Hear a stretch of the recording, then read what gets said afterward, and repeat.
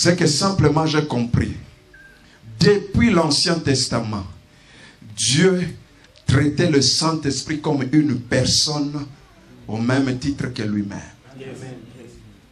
Parce que si l'Esprit était une puissance, une simple influence, Dieu n'allait pas dire à Ézéchiel, dis à l'Esprit, parle à l'Esprit. Mais il a parlé à l'Esprit parce que l'Esprit n'est pas une puissance, c'est une personne. Donc c'est-à-dire avec qui on peut parler. On peut lui dire, Esprit, viens. Esprit, j'ai besoin de toi. Esprit, j'ai besoin de ton assistance. Donne-moi ta pensée. Essaye de me faire comprendre les choses. Esprit, viens.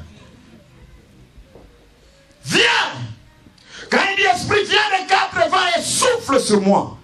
Il veut parler de la rapidité des choses. On ne peut pas entendre le bruit du vent. Quelquefois difficile de mesurer sa rapidité, vitesse du vent. Mais l'Esprit souffle de la même façon.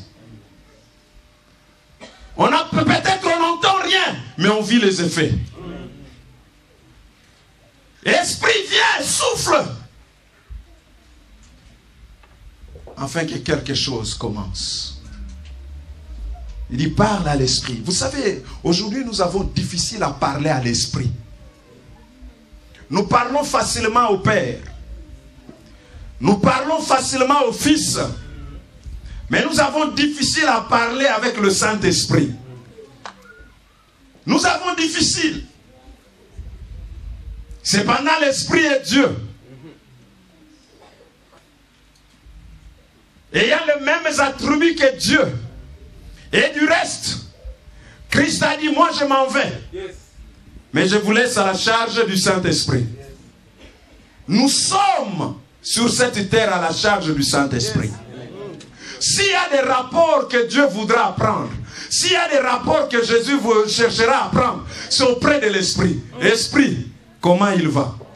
Ces derniers temps, je suis là, il ne fait même pas cas de moi. Il se débrouille tout seul. Je suis là. C'est lui, l'Esprit.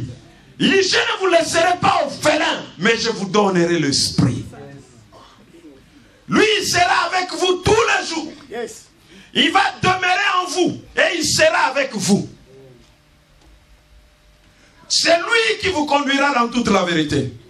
C'est lui qui vous enseignera toutes choses. Il vous annoncera même des choses à venir pour que rien ne vous surprenne. Que vous soyez avisés à l'heure et à temps. Alléluia. L'Esprit. Mais combien considère l'Esprit comme un ami, comme une personne avec qui il peut dialoguer, discuter? C'est ce qui nous tue aujourd'hui, qui fait que la restauration, nous ne pouvons pas le vivre totalement parce que nous ne cultivons pas cette intimité avec le Saint-Esprit. Il dit, parle à l'Esprit. J'ai des choses à faire. Dieu peut le faire et Dieu veut le faire. Mais ces choses, c'est par l'Esprit. Alors parle à l'Esprit. Parle à l'Esprit. C'est pourquoi quand vous lisez par exemple Actes chapitre 15, vous lisez la vie des apôtres, vous serez surpris de la manière dont ils entretenaient leurs relations avec le Saint-Esprit. Pas comme nous aujourd'hui. Nous, le Saint-Esprit, c'est seulement quand nous chantons la Saint-Esprit. Et puis c'est fini. Mais eux, quand je lis Actes chapitre 15, je suis frappé de voir qu'ils ont pris une décision. Avant de l'annoncer, ils disent ceci dans leurs lettres. Le Saint-Esprit est nous. Oh. Il dit le Saint-Esprit et nous avons décidé. Donc ils sont entrés dans une réunion avec le Saint-Esprit. Ils ont discuté. Voilà, bon, par rapport à cette situation, Saint-Esprit, qu'est-ce que tu penses? Non, je pense que c'est comme ça que vous devez faire les choses. Ok, ok. Rapport, le rapporteur a noté. Voilà. Et quand il sort pour donner l'information, après débat et délibération, le Saint-Esprit et nous avons décidé que Alléluia. Amen. Et les choses sont allées comme cela. Yes. C'est pour nous montrer qu'il y avait une relation. Le Saint-Esprit n'est pas une puissance que vous avez besoin juste pour tomber par terre. Non! C'est une personne avec qui vous devez marcher toute votre vie. La Bible, Jésus, lorsqu'il est présent, il dit c'est un consolateur. Un consolateur, c'est quoi? En grec, c'est parakletos. Un parakletos, ça veut dire simplement quelqu'un qui est à vos côtés pour vous soutenir. Quelqu'un qui est à vos côtés pour vous soutenir. Pour vous aider. On peut le dire aussi, c'est un avocat. Un intercesseur. C'est ça le parakletos. Il est là pour vous aider, pour vous assister. Vous avez besoin de quelque chose? Le parakletos est là. Vous désirez quoi? Il est là. Comme a dit le Père à Ézéchiel, parle à l'Esprit. Tu veux quoi? Parle à l'Esprit. Est-ce que tu peux dire à quelqu'un, parle à l'Esprit? Ce n'est pas une abomination que de parler à l'Esprit. L'Esprit aime ça.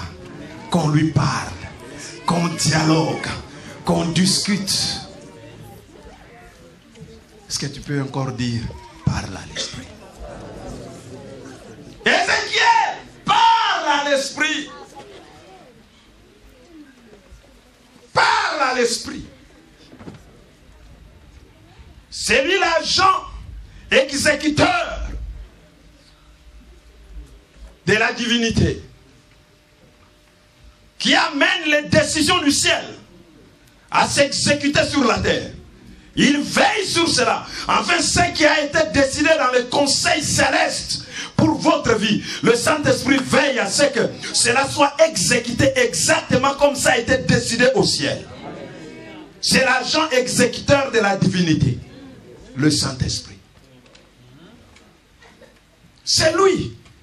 C'est pourquoi quand on est en contact avec lui, on est en communion avec lui, bien-aimé dans le Seigneur, on peut comprendre et on comprendra la pensée de Dieu. Parce que lui, il siège dans le conseil céleste. Des Corinthiens chapitre 2 dit que le Saint-Esprit sonde tout, même les profondeurs du cœur de Dieu. J'aime une telle personne. Parce que quand j'ai besoin de connaître la profondeur du cœur de Dieu, je dis, Saint-Esprit, j'ai besoin de ça. Il entre, il puise la pensée divine. Il me le révèle, il dit, voilà la pensée. Et quand je saisis la pensée, je deviens une autre personne. Ah. Une autre personne. Parce que lui, il siège dans le conseil céleste. Jésus l'a dit, il prendra de ce qui est en moi et vous l'annoncera. Il le prendra où? Dans le conseil céleste. Quand il siège dans la Sainte Trinité. Pour les cas de telle personne. Qu'est-ce que... Non, le requête est venu. Voilà, bon. Il n'a pas su bien formuler ça. Mais vous savez, moi, le Saint-Esprit, j'ai compris. J'ai intercédé. Et comme le Père connaît la pensée de l'Esprit, parce que l'Esprit prie toujours en conformité avec la pensée de Dieu, il communique votre pensée. Mieux. Donc, en d'autres termes, c'est lui qui nous défend même dans les conseils célestes.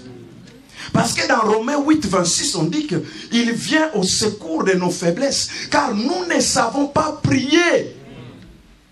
C'est pourquoi lui, il intercède par des soupirs inexprimables. Amen. Que toi tu ne peux pas saisir, mais que le Père sait, parce que la Bible dit l'Esprit, le Père scrute la pensée de l'Esprit, car c'est selon le Père que l'Esprit intercède. Vous comprenez? Donc quand vous avez votre problème, le Saint-Esprit prend votre dossier, il va le défendre devant le Père, il intercède. Père, il faut que tu lui donnes ça. Oui, j'ai vu son cas, il faut que tu interviennes. Et le Saint-Esprit s'en charge de prendre la réponse du Père pour vous les communiquer.